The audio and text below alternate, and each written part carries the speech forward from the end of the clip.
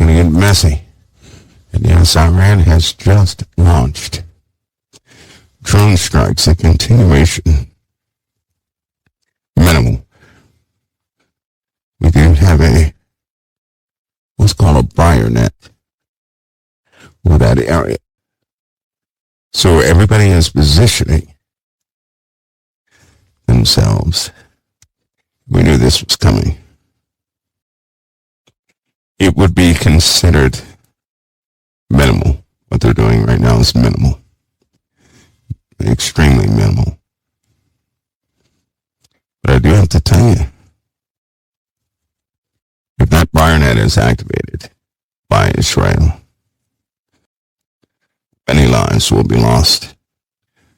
They will attempt to respond in proportion to the attack at first. Things continue to escalate. They're going to go full steam ahead. All right, everybody, I'm going offline for a moment. We get this repaired. That was a lot, I do admit, about the power supplies replaced. Stand by. Everybody stand by. Good evening, you guys. I'm only on for a second. Let's get some recording action here. There we go. I'm going to record this locally, just so we can have it. Also, possibly in case I open my big mouth on something I'm not supposed to. Let's do that. This later. I'm blind here, guys, so sorry I can't answer any questions. I'm operating remotely here.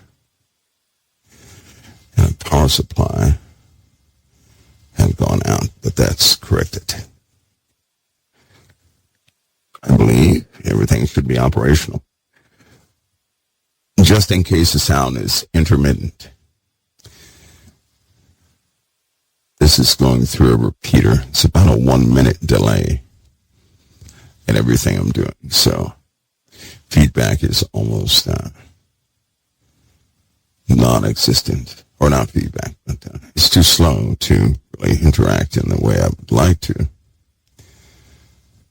But of course, you guys know Iran has launched its partial assault. Here's what you may not know. This is going to cause a problem, so I want you guys to be aware of this, just so that you have a good idea of the battle. Iran launched drone assaults against Israel all over the place, right? People will cover that, of course, as it comes in. Here's the part you may not know. This is going to cause a bit of a stink. It's one of the reasons why I do not gravitate towards negotiations, promises in the Middle East. Iran, when they launched those drones, no doubt the media is covering that they're intercepted by, many of them were intercepted by Saudi Arabia, correct? Now, we have a long-standing pact with Saudi Arabia. We do. What that means is we have remote stations in Saudi Arabia. So in essence, those interceptions were ours. Just imagine this. Imagine we have remote intercept units in different places out the Middle East. They're operated from Texas, right? And we employ those units, right? Which will intercept drones based on their capacity from Saudi Arabia, from the Saudi kingdom. Now, if the Saudis take credit for that, that's going to be a big problem because they already have deals with Iran. And ultimately, we're going to be blamed. You know, that cat's going to be out of the bag. If it ever comes to the point where, you know, these units have to be disclosed, we're going to be severely dethroned in the Middle East. That's going to be very bad, right? If somebody gets nervous in Saudi Arabia, they could give up the locations of these remote stations. That could be very bad. That would be just terrible, right? So Saudi Arabia could easily give up the locations of those intercept bases if they're pressured. Normally, when Saudi Arabia is pressured, they do waver quite a bit. Keep that in mind. That's a big problem. If that ever happens, of course, those locations are going to be given up. They will become primary targets. They will be hit. And it will severely diminish our air power and coverage and defense power in the Middle East. At some point, we know something like that happens, according to prophecy. Because in prophecy, the alliance in the Middle East went in to Jerusalem and took it. So we know that. We know somehow our defense system failed in the Middle East. We know that somehow our readiness was overwhelmed by Middle Eastern factions. We know that at some point. Everything we did was for naught. We know that by reading Daniel chapter 11. We know that. Now, many have their interpretation about the book of Daniel. Of course, I'm the oddball of the bunch. I see a few different things here, but basically it's a blueprint to what's happening right now. Parts of what's happening right now. Right? So if you ever cover the part in Revelation, or not Revelation, but Daniel, and you get to see the sentiment of this individual in the Middle East, which is Daniel chapter 11. 31, for example, says, or states, or something close to this, and arms shall stand on his part, and they shall pollute the sanctuary of strength, and take away the daily sacrifice, and place the abomination that make it desolate. That's because the talks with the king of the south failed, right? They totally failed. But here it is, folks. What could be so bad that would happen in the Middle East? What would happen in the Middle East so bad that would cause the Islamic world to come together against Israel almost immediately? That's what you all think about tonight. Tonight it could really turn into a disaster. It really could. I mean, a big disaster. Okay? A big disaster. Let me see if I can cover this whole thing. There are two kings in the Middle East of which a feud happens. Daniel 11:26, 27:28, or 28 specifically says, one of the kings, the king of the north, is going to return with great riches, and his heart shall be against the holy covenant. And he shall do exploits and return to his own land. So he will do many great things. He'll prosper, just like these Middle Eastern factions are prospering now. They're doing great things. They're making great strides. I mean, big strides, right? Space programs, nuclear missile armaments, air defense systems, right? So these guys are excellent at in the cyber world. So what's happening is the king of the south and the king of the north in the book of Daniel. Now, a lot of people have not seen this. I don't know why. But if you read the book of Daniel, the king of the south is known as the prince of the holy covenant. There is only one holy covenant in the whole world, and that is Israel, God's covenant with his people, the Jews. The king of the south is the prince of the holy covenant. He's in charge over the holy covenant. The king of the north is a Persian king. So you have a Persian king and the king of the south. Again, the king of the south is the prince of the holy covenant, which is why it says, therefore he shall be grieved and return and have indignation against the holy covenant, which is the promise with Israel. The Islamic world believes they are entitled to that land, not Israel, right? And it says, so shall he do, and he shall even return and have intelligence or information with them that forsake the Holy Covenant. So all those in the Middle East who forsake the Holy Covenant, every single last one of those folks who forsake the Holy Covenant, which means they do not believe that Israel has a right to be there, kind of like some of the sickos that are within the U.S. and Germany and other places who believe that Israel does not have the right to be there. Yes, I said it, because they are sickos. They have indignation against the Holy Covenant. Now, listen, because it says he's going to have indignation against the Holy Covenant, so shall he do. He shall even return and have intelligence with them, plural, that forsake the Holy Covenant. That was Daniel 11:30. Daniel 11:31 says, and arms shall stand on his part. That means armies, military power. What you see happening now is a combination of many nations who have assisted Iran in their attack plots. This is not solely Iranian equipment. You're looking at multinational equipment in Iran, a coordinated effort against Israel. Continue to follow me. So, in Daniel, we're in chapter 11:30. He'll have intelligence or information with all of those who forsake the Holy Covenant. And then it states that this is the ball drop in Daniel 11:31, and it says, and arms shall stand on his part. In other words, this Persian convinces them, this person of Persian descent, convinces them. And so they join in with him.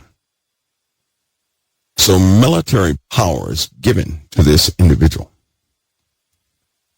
And it says, and they shall pollute the sanctuary of strength, and shall take away the daily sacrifice, and they shall place the abomination that maketh desolate. So what do we have here? Do you not know that what Iran is using for communications is a Russian-built system? Don't you know that? Do you not know that some of the greatest scientists in the world have been helping Iran since the 80s? Don't you know that? Don't you know there's a reason no one has gone into Iran? Don't you know that? It's almost like Iran has been preserved according to prophecy, because they are the ones who have the greatest indignation or hatred. I mean, severe hatred towards the Holy Covenant. Iran does. And with this coalition of forces that join Iran, as they're doing right now, right? Because of drones and the guidance systems that Iran is using. You know who those belong to, don't you? One of the most prominent drone makers in the world. That's helping, right? They're the ones who are providing the guidance for Iran. It's called China. China. Do you know that those in Iraq have threatened our forces? Do you know that other forces in the Middle East are having to draw back right now as we speak? Because they do not tell you the truth on the news. They cover what other people want them to cover. Why would they ever tell anybody the true battle plan? You have the battle plan. It's in Daniel 11. All you need to do is observe it. Watch it. It will unfold. Saudi Arabia.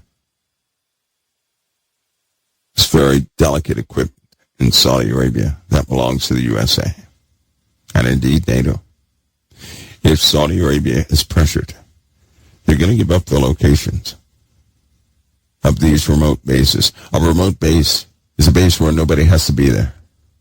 It's more like an autonomous base. It is critical for defense. It is critical for offense. And just in case you don't know, you do realize that Benjamin Netanyahu has a strong desire to destroy the nuclear facilities that enrich uranium in Iran. Do you know what that would take? You cannot just launch, you can't even launch a nuclear weapon against Iran and take out their nuclear capabilities. You can't do that. That's a hardened facility within the earth. So what would have to happen is a penetrator type device would have to be used. Something like a bunker buster. Here's the only difference. Can man cause earthquakes? Yes, with ordnance. That's why they discontinued certain tests of high-yield explosives for that very reason. But they would have to use a few just to get to Iran's hardened nuclear facilities underneath the ground. Of all the attacks and cyber assaults, nothing has touched their hardened facilities. Nothing. There have been operations after operations, an attempt, right, to infiltrate, to get below there. Nobody ever comes up. Here's the truth. You ready? Iran has forced a special group of people who are born to fight. And if you're familiar with the Mossad or Delta Operator Special Forces, those who have tangled with these individuals never want to see them again. They cause fear. These people are born to die. They are, by all means, superhuman, different, bred for death, not for life, for death.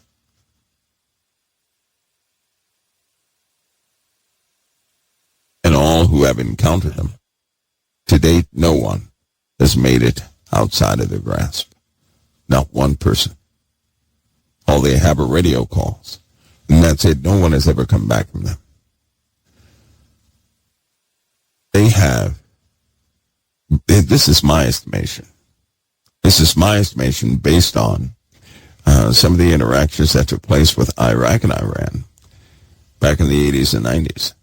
They probably have, I'd say, close to 800,000, 700 to 800,000 of those soldiers. Probably. The average weight of those soldiers is about 350 pounds. They're extremely agile. They are of a certain height. And they're bred for war. Nothing else. Nothing else.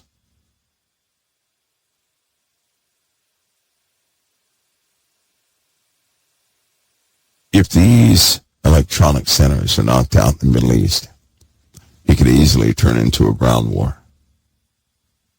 There would be no repeat of the Iraq war. If you're thinking about Iraq, that was, you can't even call that a war. That was a strategic bombardment of a country who had no defense against those NATO nations that were coming up against them. Their army surrendered. Right? They were surrendering left and right. Why? They had antique equipment.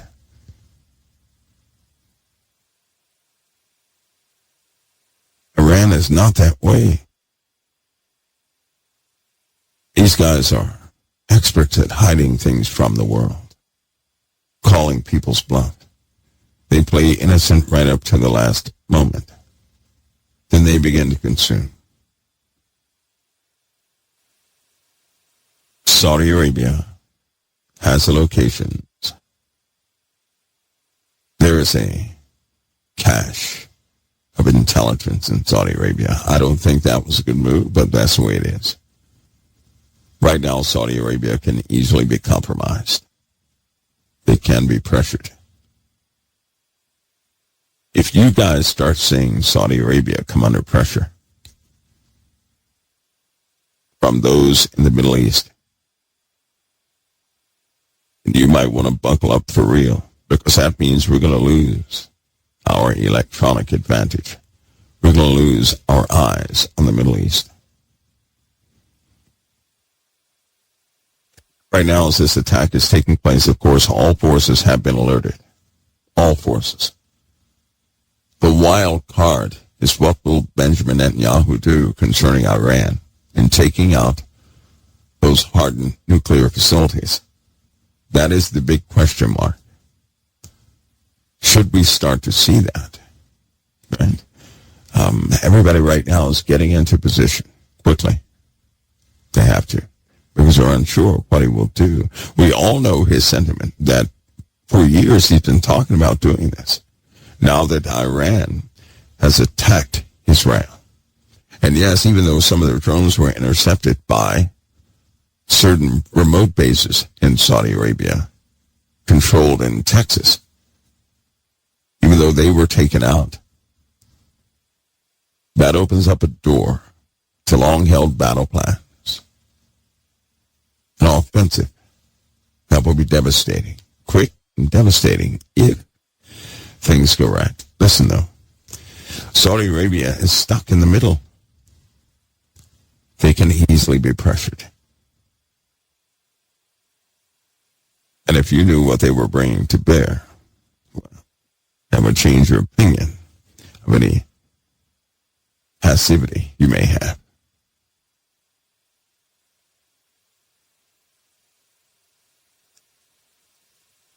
As these forces get ready in the Middle East, the wild card is what will Benjamin Netanyahu do? And the most critical card for Allied air defense, for the UN, for NATO, for those forces allied against aggressors such as Iran, the most critical place that can never be compromised is Saudi Arabia. If they are compromised, they're going to give up the locations of all the electronic bases or node bases in the Middle East. When that happens, everything turns into a ground war. And that will be the only time the Mossad would ever run.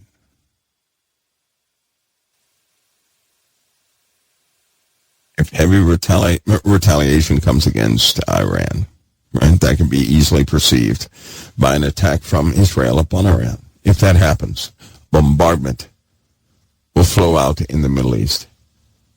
A bombardment. We too are in the crosshairs. Hypersonics would be used too. That's why yesterday and the day before that, they were talking about keeping the response or the assault down to a minimal. They were trying to assure the people, the folks that understand what the arrangement in the Middle East is. They were trying to keep people calm, because they do understand that hypersonics are used, which means if a person launches a missile from the Middle East towards the USA, there's no prep time. No prep time. There is no intercepting a hypersonic. You know, they lied in the Ukraine with Russia and the Ukraine, just so you know. When somebody uttered they intercepted a hypersonic, that was a lie. That was not a hypersonic missile. That was a big one, a big bogus lie. And they do that to bolster support so they can send money. When people support war efforts, people do not have a problem with that country sending money. They did that so that people would agree to send money to the Ukraine. But now everything is failing. People are fatigued with war. This night is a strange one indeed. It is. Now we all have hopes that things do not escalate to the point to where we are touched. The blueprint is in the book of Daniel. Now I'll bring that up again to let you guys know that despite the actions and counteractions taken in the Middle East, what will ultimately happen, according to the book of Daniel, is a coalition of Islamic forces, Middle Eastern forces, will overwhelm all defenses in the Middle East, and they will take Jerusalem. You do know what happens when Jerusalem is taken. Do you guys understand what happens? A lot of people say, well, you know, that's when when Jerusalem is taken, that's when they set up the abomination and desolation, but then they say, but that can't happen unless there's a temple. The people got themselves in trouble in the time of Christ when they started saying what can't happen. When you see the abomination of desolation stand in the holy place. Now let me remind you of two things here. Two things. You know that statement when it says he shall stand in the temple of God showing himself as God? Did you ever consider once what the New Testament says about both those phrases? Because we have to consider everything the Lord is telling us, not one or two things. In the Old Testament, yes, we would need a solid structure for that to happen. Not in the New. In the New Testament, you have become the temple. You're the temple made without hands. And for an abomination to occupy the temple means that somebody would occupy your heart. When it stands in the holy place, you are considered the holy place. That holy place is your heart and soul. And if a man stands in your heart and soul, which is why I cannot stand man worship, because people are doing it right now. But a person stands in your heart and soul. That's an abomination. Do you know why? Because we are to worship the Lord our God only, and in him we are to trust. Now, in most cases in the Bible, things are echoed. And what I mean by an echo, there's a spiritual part of it. There's a physical part of it. But in the New Testament, all those experts in the Word of God could not see the Messiah. Why? God blinded them because they refused to see him even in the time of Jeremiah. But why? I'll tell you why. They fell in love with being right about the doctrine. That's why. If you fall in love with being right, your major concern is going to be that person who's right in front of everybody else, and you're going to be spiritually blinded, a dead man inside. They were so captivated that they had all the knowledge, that they were saying everything right. They had become as fools. They had become blind. When they became blind, they lost their spiritual sight. They could not discern spiritual things. In the Word of God, it says the Bible must be understood spiritually, not physically, spiritually. If it's going to be understood spiritually, then the remarks of Christ are key to the prophecies laid out all throughout the Word of God. Because the Lord promised that men would do it again. The same thing they did in the time of Christ, they would do it again in the end days. They would miss the end days because they would think that they're right about what they're saying.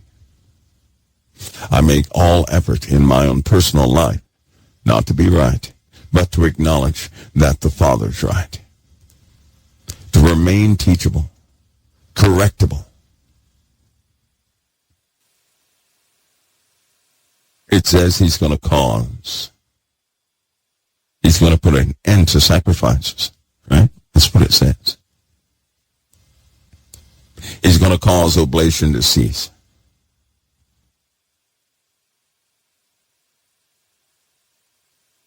He'll exalt himself and magnify himself above every god, and shall speak things against the God of gods and shall prosper. See, I cannot help but to see a few scenarios that could play out. But I know that the words of Christ will come to pass. I know that there's a reason he warned us. And he put it in the disciples' mouth to tell all of us. He said, know ye not that ye are the temple of God? You are the temple made without hands. Know ye not that ye are the temple of God? If you have a born-again spirit, that's what you are. but something. Why is it that we get to the end days and there are so many people in the USA sympathetic to Hamas? Why do we have so many people sympathetic to tyrants in the world? What in the world is happening? I'll tell you what's happening. It's called prophecy.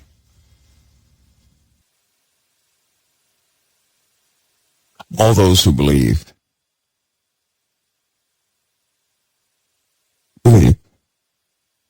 in their own paradigm.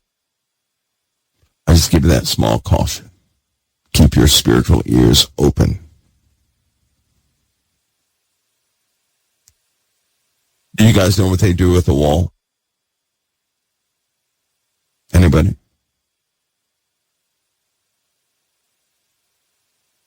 They pray, but not just any prayer.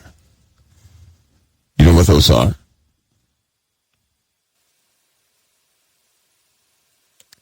Prayer.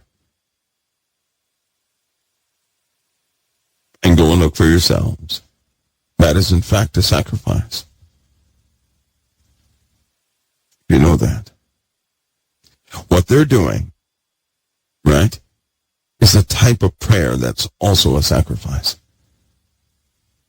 Just so you know. Now we know that if any Islamic leader came in and took over Jerusalem, they would put a halt to prayer at the wall. We know that's being contested right now. We know what the Dome of the Rock is. Is that not Solomon's temple? Is there not a black rock there already? Didn't they already in time set up an abomination that caused that place to be emptied out? Yes, they did.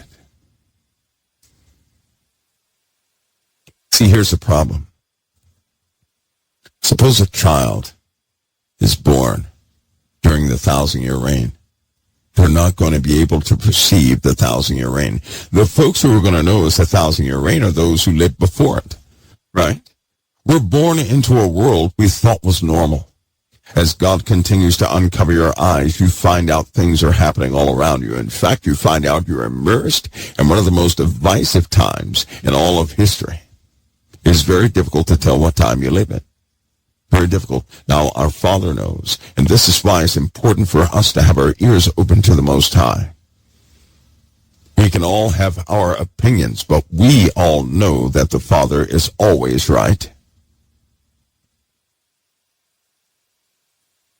I can also tell you that what's about to happen to people is premature. They're going to say it's premature. Well, let me share this with you. Nothing is premature. Nothing. If anything were to truly be premature, it would have escaped the control of our Father. Do you guys think that happens? I do not. What about the physical temple? Well, that can be also. We know that another temple is going to be built. They have plans to build it. They have plans to sacrifice in that temple. But listen to me carefully. We also know that there are people in Israel right now who will strike agreements with the Islamic world and compromise at all levels of faith. They'll do so to save their own skins. Kind of like Judas. Keep in mind that they would go through the motions to build a temple and defile it. See, the problem is, if anybody builds a temple, then anything that goes in there to do anything is going to be an abomination or desolation. Do you know that? If they build a temple and they mock Christ, even through their own devotion, they become an abomination. That's why the Lord said at one time, He said, I hate your feasts days and your solemn assemblies. You guys have read the same. Why would God have that sentiment against His own people? Because they themselves were in error, and you cannot present anything to God without being cleansed. You have to be in alignment to present things to the living God, or else you present only abominations. You commit abominations. And only God can deem one clean.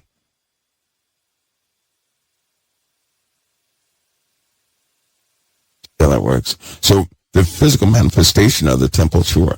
But also there's a part in the Bible I never shared with you guys. Will a temple be rebuilt? Yes. And it's described in the Bible. But you guys will not like it if I read it. Nobody would. Because it would throw preconceived notions right out the window. It would affirm some things also. What I'm telling you is this. Right? God put it in the hearts of many of his people. Some passionate things.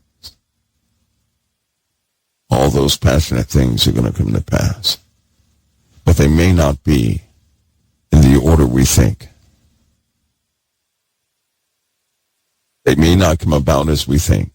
But the Lord surely put that in the hearts of his people. He did. Concerning the abomination of desolation, I personally believe that's twofold. I do. During the time, if Middle Eastern factions took Jerusalem right now, do you know what they would do? You know what they want to do? Huh? Anybody? This is what they want to do. They want to actually get a temple constructed. Listen to me. They want a temple constructed, and they want to defile it. Why? Because it's outlined in their own faith. That would be a gift to what they serve. To defile and to break down all other false gods. This is from the Islamic world. So they would desecrate the very thing they build. We all know what they did in 70 A.D. And who did that? The Romans.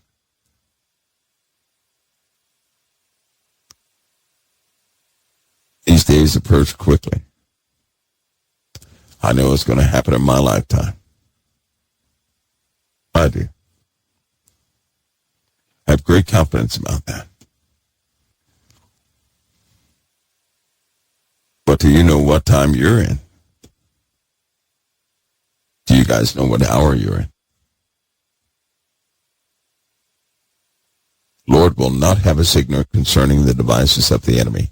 He does not want us to be blind to the season we're in. He doesn't. But he does not want us to lose our heads. Because see, if he told us, if he gave us a date, right, when he would come and do his thing, if he gave us a date, do you know what we would do? Suppose he said he was coming to get us 28 years from now. Many of you would be heartbroken, although it's no big deal. Some of you would do weird things until he would come, and then you would straighten yourself up at the last minute. But he didn't tell a soul. No one knows the day nor the hour. They don't know the day nor the hour. It's very important. We can know the season, but we're not going to know the day nor the hour. But we know it soon, because everything is changing, right? Everything is. Now, we know the end of the matter. We know that Jerusalem is going to be taken. We know this. We know it's going to be taken. We know they're going to set up the abomination that make it desolate. And let me read this to you. It says, when this guy is grieved and returns to his own land, and has indignation against the Holy Covenant, right? The Prince of the Holy Covenant is the one in charge. Anytime somebody in those days was appointed over the lands, they were considered a prince of that land. In this case, in the book of Daniel, the prince of the south is the prince of the Holy Covenant. There's only one Holy Covenant. And that Holy Covenant is the covenant with God and his people. That is Israel. There is no other Holy Covenant because everything else is unholy. Nothing else has been sanctioned by the living God. So the prince of the Holy Covenant is the king of Israel, or the one in charge of Israel.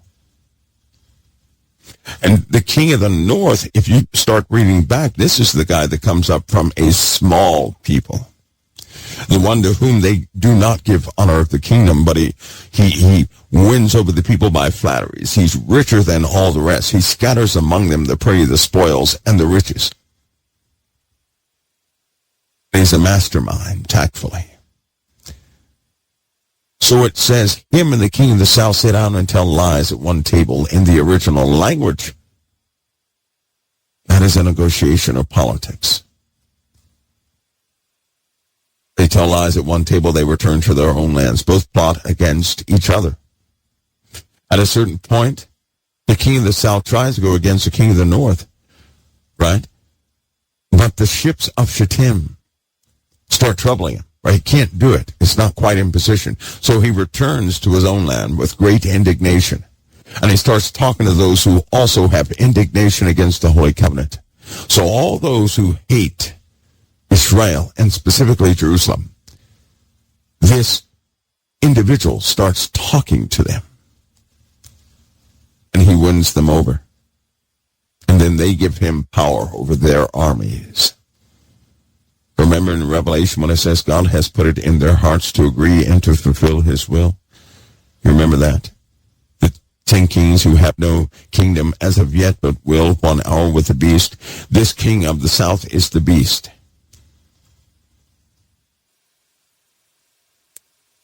Then he has indignation against the Holy Covenant. He goes out and gets those who also have indignation against the Holy Covenant. And they come back and they take Israel. And it is gruesome. It is disastrous. What happens to those in Israel? Those who listen to the Most High, God said, he told them, God will communicate to them, get out of Israel. To some he'll say, go and flee. Those in Judea flee into the mountains. To those who are in the middle of the city, right, he will tell them, flee, get out of here, go to the coastlines. Get out. To those who will not listen, who are spiritually deaf, they're going to be killed in that city. Now, some are going to be preserved. You know that passage where it says God's people are going to be strong and do exploits? You need to read the whole thing. Don't latch on to the good part, to the fairy tale part without the truth. Listen, the truth is the full weight of something, not half of it, right? So let me read this to you. Daniel 11:31, and arms shall stand on his part, and they shall pollute the sanctuary of strength, and shall take away the daily sacrifice, and they shall place the abomination and make it desolate. Now, first of all, guess what? Even with the temple built, do they sacrifice every single day? No.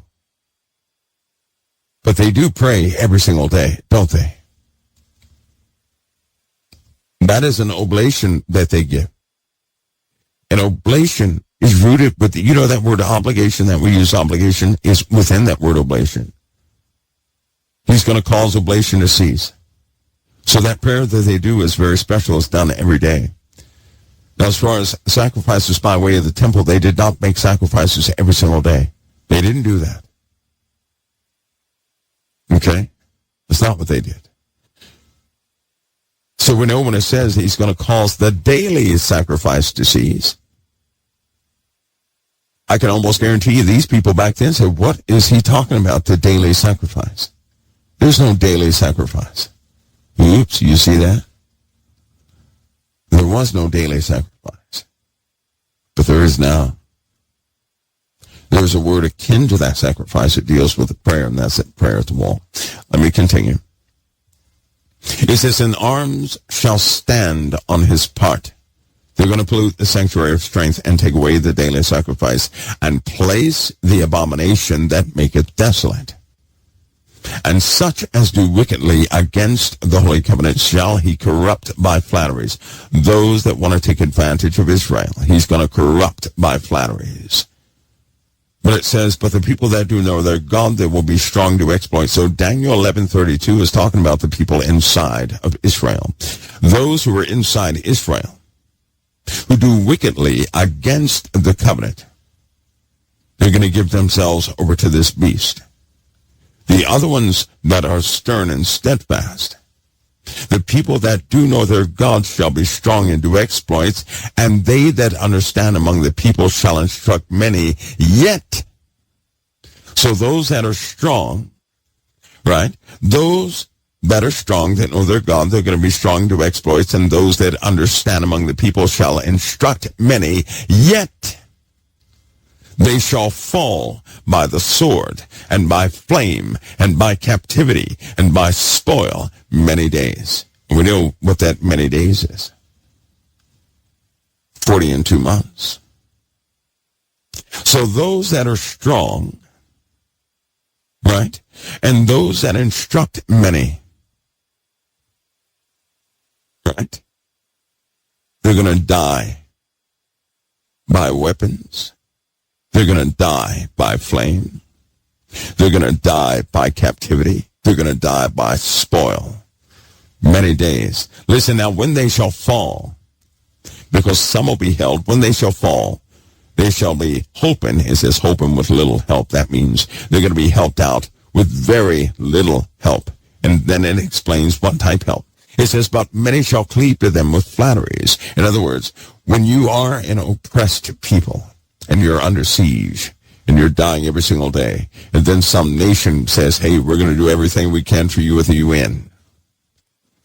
That's cleaving to somebody with flatteries. That's embracing somebody with a false promise, with a bunch of words that are meaningless. But look at the outcome. Look what happens. And some of them understanding shall fall to try them, to purge, to make them white, even to the time of the end, because it's for an appointed time. Do you see what your Father's doing? So when they go in and occupy Israel, those people who are tortured, do you not know that God already have this in his plan? He already told us why he's going to allow this to happen. It is to purge them. See, can I remind you guys of something? The worst thing you have ever seen,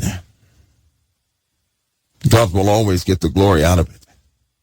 All too often, people don't know how because they can only see the physical side of things.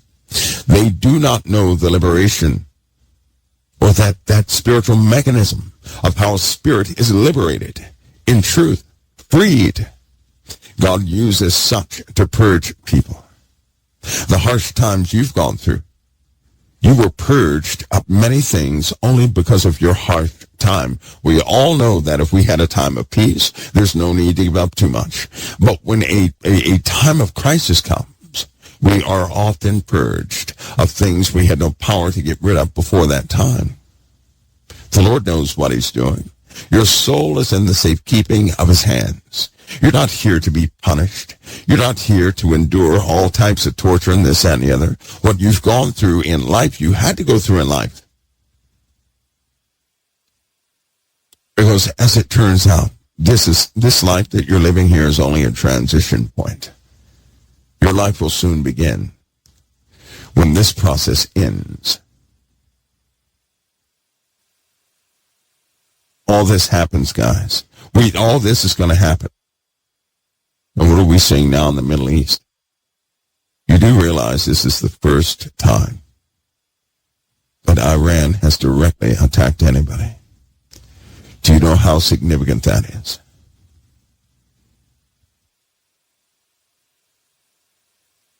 Now, here's the bad part. I have to tell you about this. Right? People are going to jump the gun. But I want you guys to do this. This weekend, right? I want you to start thinking about something. Many people are going to go out and get fuel. You guys remember that dream I told you about? I was walking down the street and the grass was up to my head, but places still had power, but they had no fuel. Cars were sitting everywhere. Nobody had fuel. Electricity still ran, but nobody had fuel. You guys remember that? That was in 2010. You remember that? The trains, same thing. People were pushing strollers with items in the strollers. No one was driving. No one was driving. Trains were running. Something will happen to the fuel. A lot of people are going to go out and try and get some fuel to save the comfort of their lives or whatever they have to do. Start thinking soberly and have an understanding of something, right? In a best-case scenario, if a person filled up every tank that they have, the fuel is still going to run out. Something happens to the fuel catastrophically, right? The fuel's going to run out. All they're going to do is delay their own suffering. But those who get used to things or consider things without fuel, they're going to do themselves a great service and other people too, right? I know we don't like to go without things. I know we don't. But have you noticed what's been happening for the last 4 presidents in the United States? The Lord has been preparing us for surprises. Just like that. He showed us how delicate things are, despite what anybody says. He's been showing us how things can collapse overnight. A lot of people always ask me, well, Mike, what about the money? If the money goes down, if people are going to have money because the Bible says so. You're just not going to have product to buy. You'll still have your money. Everybody's going to be on one central system. You know, they're working at breakneck speed to get that central system online. Well, no, I made a mistake. It is online. They have upped the plans. It wasn't supposed to be ready until 2026. It is ready in 2024. Now, you don't have to accept the mark of the beast the first time. But we know that after the calamitous time, after everything takes its toll, people are going to have to take their vow to be a part of the new world. A new world that will be without morals, without guilt, where people can essentially do what they want. And in that they'll say, see, crime has went down now that everybody can do what they want to do. Crime has gone down and everything else. Don't fall for that. It's going to be a sweet deal for many people. See, because saints are struggling right now. They are. So what happens if somebody offers you $10,000 a month over your current salary?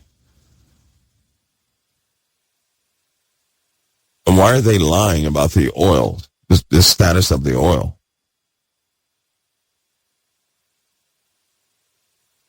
For example, Iran doesn't need anybody's money. They've been feeding money all throughout the world. Do you guys know that? Iran has been doing this.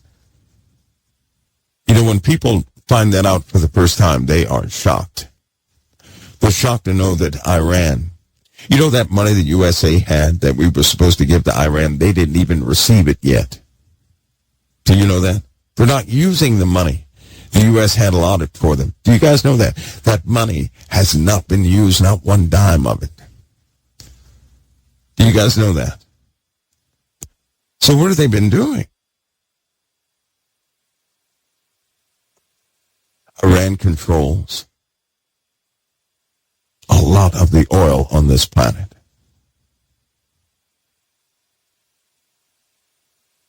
Just so you know that. Things are so divisive that people can't see the true power centers rising in the earth.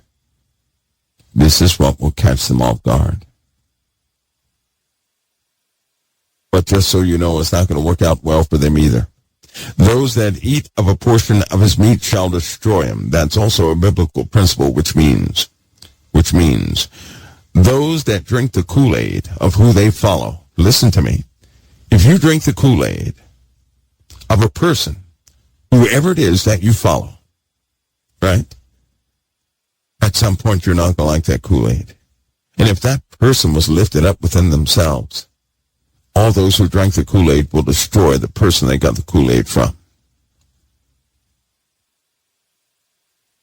That's a principle. Never forget that.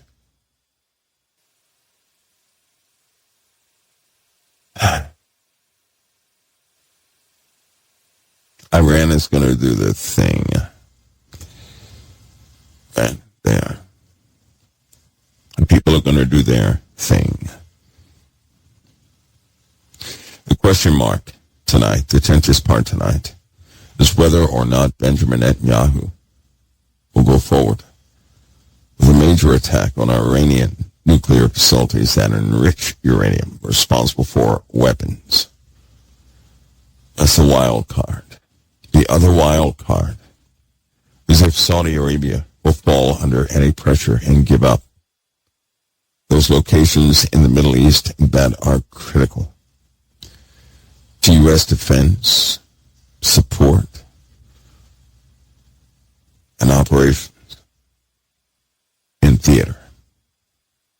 It's going to be critically important. There will be carnage. You all know this. But try not to feed into everybody's ideology.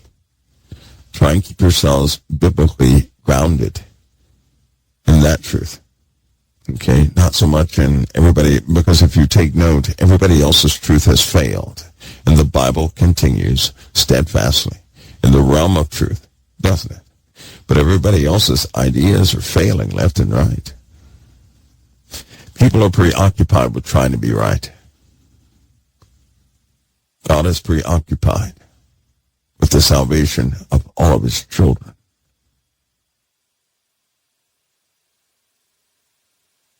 So remember that. Folks, I'm not going to tie you up, but I might be on a little later, okay? Channel 0, I'm going to keep that up and running. Channel 0, if I come back on, I'm going to use that channel to save on bandwidth. It's a faster connection. God bless each of you, right? Hopefully you guys have a little bit of an understanding of what's happening there. I'm sure that people are going to bombard you with lots of info. Taking the information well, but have your anchor in prophecy. Have your anchor in the Word of God always, okay? When I come back, hopefully when I'm using Channel 0, I'll be able to see everybody. I am running blind. I'm doing this remotely. So tonight it may be different. God bless each of you. I'm going to see you guys next time right here at COT. And hopefully this time I'll be able to see you guys chatting and all that good stuff. God bless you.